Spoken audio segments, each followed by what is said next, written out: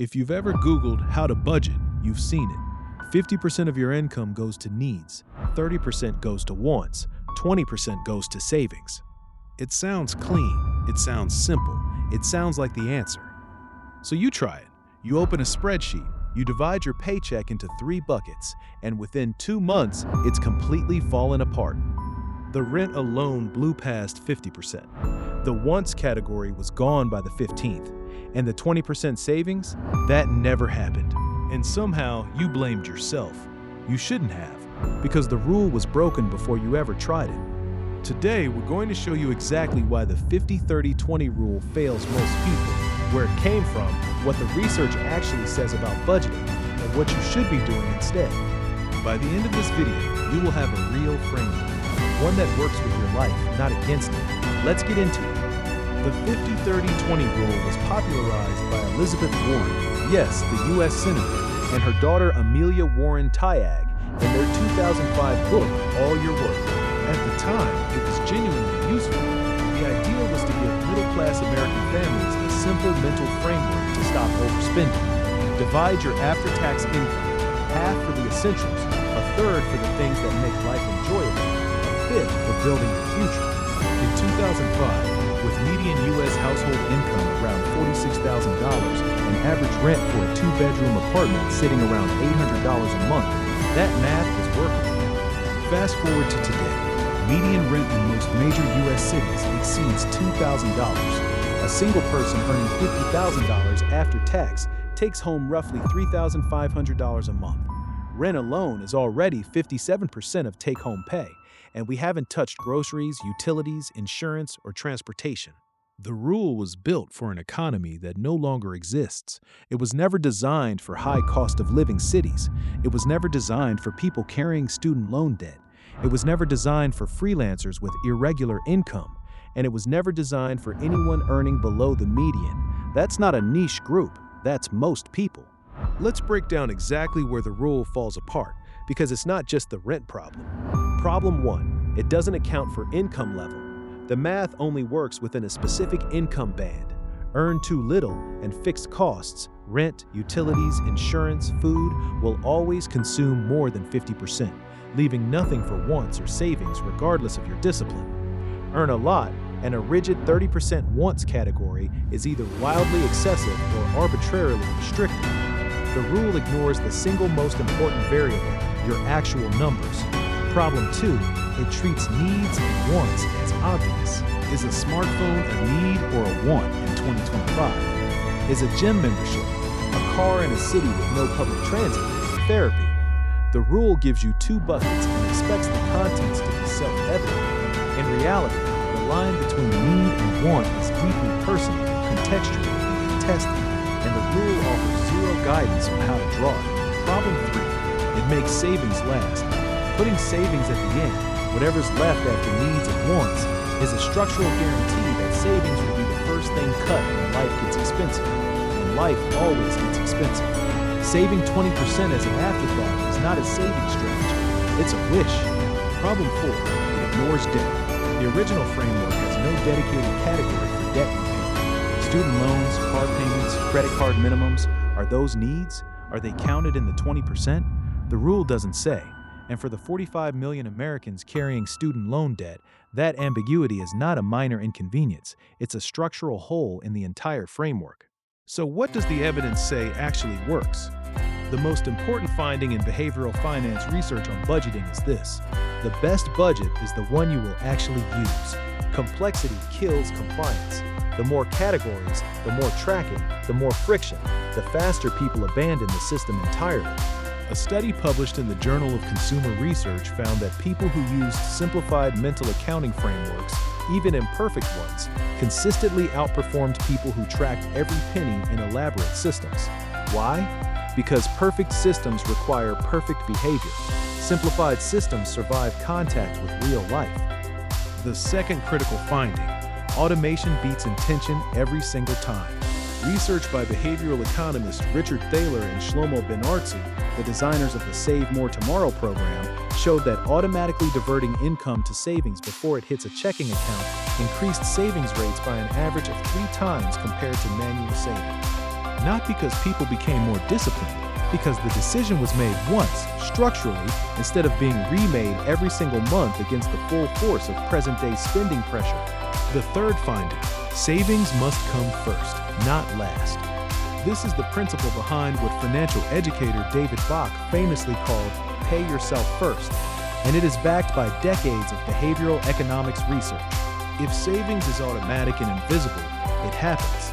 If it requires willpower at the end of the month, it usually doesn't. So here's what we recommend instead. It's built from the research, it's flexible, and it works across income levels. We call it the Savings First system. 3 steps, no complicated categories, no color-coded spreadsheets. Step 1, define your savings target first, not last.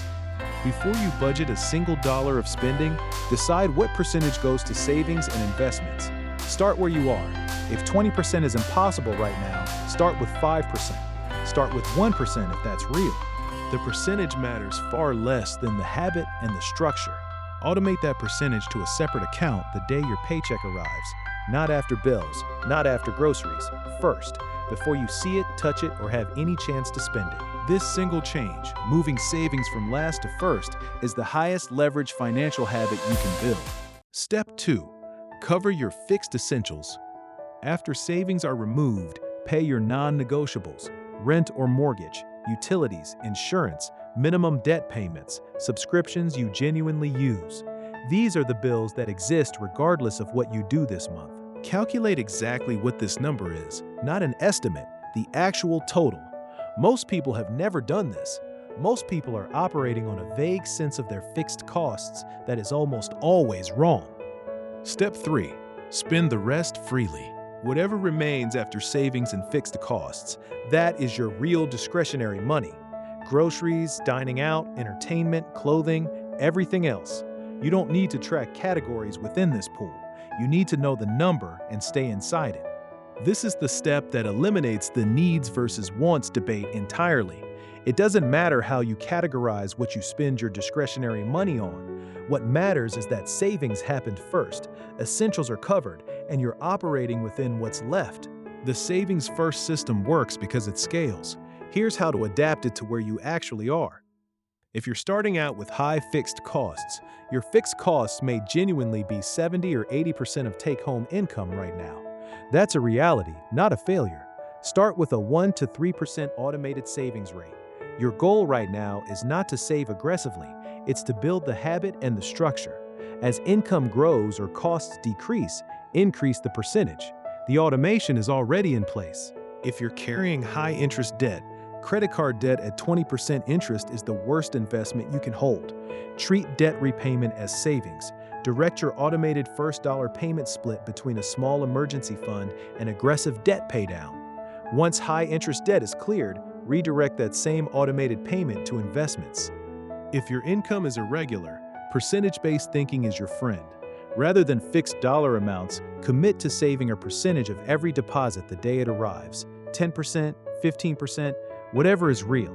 This smooths the variability automatically and removes the decision from each pay cycle.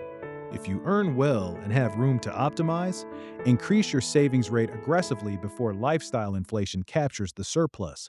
The most powerful wealth-building window most people ever have is the period between a significant income increase and the point at which their lifestyle catches up. That window closes fast. Automate the increase before you adjust your spending baseline. Here is the simplest possible summary of everything we've covered. There is one number that determines your financial future more than any other. Not your income, not your investment returns, not the interest rate on your savings account, your savings rate. The percentage of your income you consistently keep before spending is the single most powerful lever in personal finance.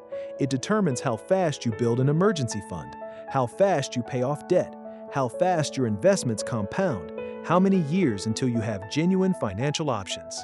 At a 5% savings rate, it takes roughly 66 years to achieve financial independence, assuming your investments grow and your spending stays flat. At a 20% savings rate, 37 years. At a 40% savings rate, 22 years. At a 50% savings rate, 17 years.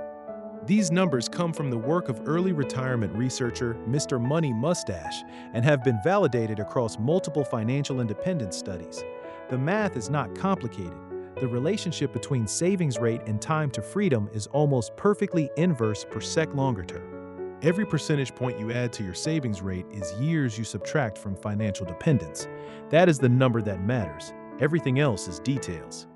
Before you close this video, here are your 3 action steps, not someday, this week. Action 1.